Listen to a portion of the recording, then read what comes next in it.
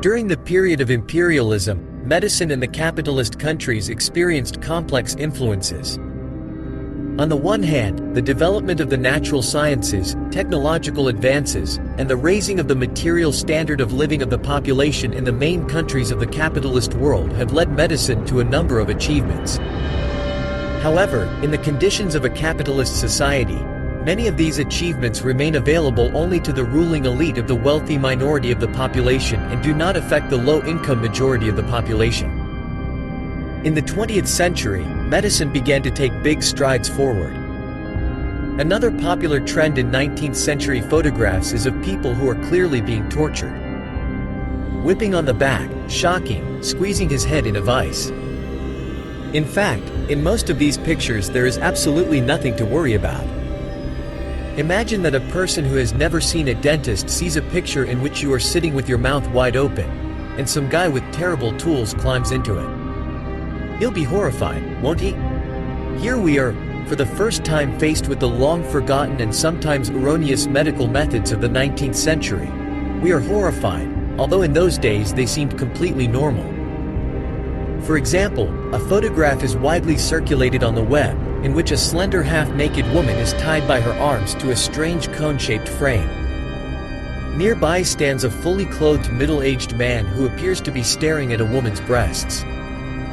This photo just illustrates the method of correcting scoliosis, developed by the famous American orthopedic surgeon Louis Serra. He was a true revolutionary in his field. With the help of a cone-shaped frame, Serra temporarily straightened the spine, mutilated by scoliosis, and then tightly bandaged the patient, preventing him from bending again. After several weeks of such procedures, the spine straightened noticeably. The photo with the girl is most famous due to the fact that her heroine is young, slim, and looks all this mysterious and erotic. In fact, pictures of Serra at work are a dime a dozen. Most depict men with round bellies or, on the contrary, bony, with hairy, butts sticking out of their pants that have slipped down. Of course, a really beautiful photo has become popular. Guillaume Duchenne, a French neurologist who lived in the 20th century, studied the response of muscles and nerves to electrical impulses. Subsequently, his work formed the basis of electroneuromyography, a diagnostic test to detect nerve damage. Among other things, Duchenne captured the facial expressions of patients when impulses were applied to one or another facial nerve. The problem was photography of that time.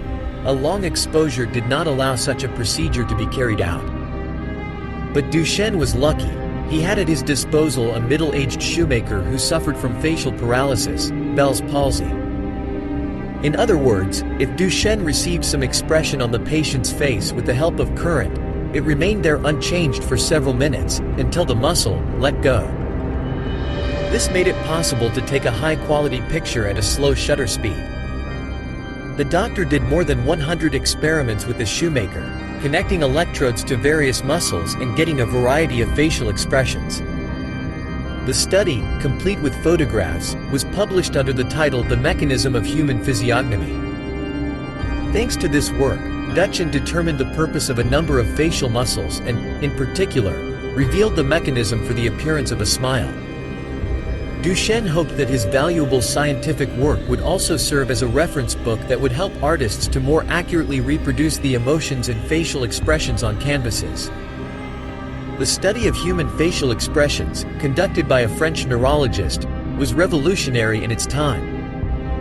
Among other achievements, he is credited with discovering the physiological difference between a forced, mouth-only smile and a sincere smile, also known as the Duchenne smile.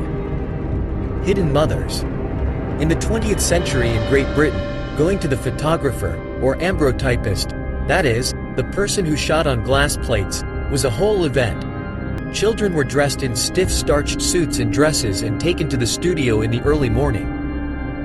The main task was to catch as much natural light as possible, which was not easy in conditions of not too long daylight hours, especially in winter, fog and clouds of dust and soot from factories and factories. The photographer had models sit still for 30 seconds or longer, depending on the lighting. Many children did not have intravital pictures because it is difficult to seat the child evenly and make it not twitch. And exposure in those days were very long. If it was necessary to photograph a child alone, without a mother, 20th century photographers used a simple trick. The mother sat on a chair, and she was carefully draped, covering her arms, face, legs, as if she were a piece of furniture. The child was put on the mother's lap, where he could behave decently for some time. At the same time, from the photographer's side, everything looked as if there was no one in the picture except the child. True, if you look closely, these photos create an eerie feeling. It is noticeable that under the coverlet, in the darkness, a man sits motionless. It looks like it's about to jump out and devour an unsuspecting innocent child.